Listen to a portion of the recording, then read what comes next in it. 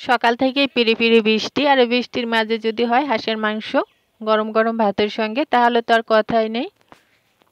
আসসালামু আলাইকুম আমার প্রিয় ভাই ও বোনেরা, কেমন আছো তোমরা সবাই? আশা করি সবাই ভালো আছো। আলহামদুলিল্লাহ আমিও ভালো আছি। তো নতুন আরেকটা ভিডিও নিয়ে তোমাদের মাঝে হাজির হলাম। আজকে রান্না করব হাঁসের মাংস। কেটে ধুয়ে নিয়েছি, তো পুরো ভিডিওটা দেখতে থাকো। এরপরে নিয়ে নিলাম কয়েকটা বড় সাইজের আলু। এরপর এখানে মশলা বেটে নিয়ে নিয়েছি পেঁয়াজ বাটা, আদা বাটা, রসুন বাটা, জিরা বাটা আর সঙ্গে গোটা গরম মশলা। রান্না করার জন্য চুলার পাশে নিয়ে আসলাম। তো প্রথমে চুলায় একটা কড়াই বসাই দিয়ে দিলাম সাদা তেল। এরপরে দিয়ে দিলাম আলুটা একটু ভেজে নিব। মাংসের ভিতর আলুটা ভেজে দিলে খেতে ভালো লাগে, সুন্দর একটা ফ্লেভার আসে। তো আলুটা ভাজা হয়ে গেছে, নামাই নিব। এরপর ওই বাকি তেলটার ভিতরে দিয়ে দিলাম গোটা গরম মশলা, পেঁয়াজ কুচি, আদা রসুন আর জিরা বাটা। এরপরে দিয়ে দিলাম হলুদের গুঁড়া, লবণ, সামান্য একটু পানি দিয়ে খুব ভালোভাবে কষাই নিব,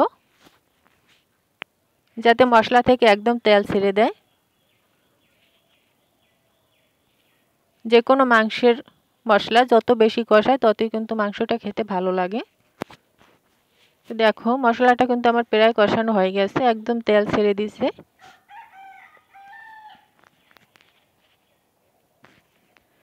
এ পর্যায়ে আমি ধুয়ে রাখা মাংসগুলো দিয়ে দিব। মাংসগুলো দিয়েও প্রায় 15 থেকে 20 মিনিটের মতো খুব ভালোভাবে কষাই নিব, যাতে করে মাংসটা কষানোর সময় সেদ্ধ হয়ে যায়। তো হাঁসের মাংস খেতে আমার কাছে খুবই ভালো লাগে। কে কে আমার মতো হাঁসের মাংস খেতে পছন্দ করো কমেন্ট করে বলে যেও। তো মাংসগুলো দেওয়া হয়ে গেছে, সঙ্গে আলুগুলো দিয়ে দিলাম, দিয়ে খুব ভালোভাবে কষাই নিব। তো এই যে দেখো মাংসগুলো কিন্তু কষানো হয়ে গেছে, একদম তেল ছেড়ে দিয়েছে। এ পর্যায়ে দিয়ে দেব পরিমাণ মতো ঝোল। ঝোলের পরিমাণটা আমি বেশি দিব না, কারণ আজকে মাংসটা আমি সামান্য একটু ঝোল রাখবো। তো এখন 15 থেকে 20 মিনিটের মতো জাল করে নিলেই মাংস রান্না হয়ে যাবে। তো আমার ভিডিওর কোনো অংশ যদি তোমাদের কাছে ভালো লাগে তাহলে চ্যানেলটা সাবস্ক্রাইব করে পাশে থেকো আর কমেন্ট করে বলে দিও ভিডিওটা কেমন হয়েছে। তোমরা সুন্দর একটা কমেন্ট করলে হয় কি ভিডিও করার উৎসাহটা আরও বাড়ে। তো অবশেষে আমার মাংস রান্না কিন্তু হয়ে গেছে। দেখো কালারটা কত সুন্দর আসছে, আর খেতেও মাশাআল্লাহ দারুণ মজা ছিল। তো উপর দিয়ে দিলাম ভাজা জিরার গুঁড়ো।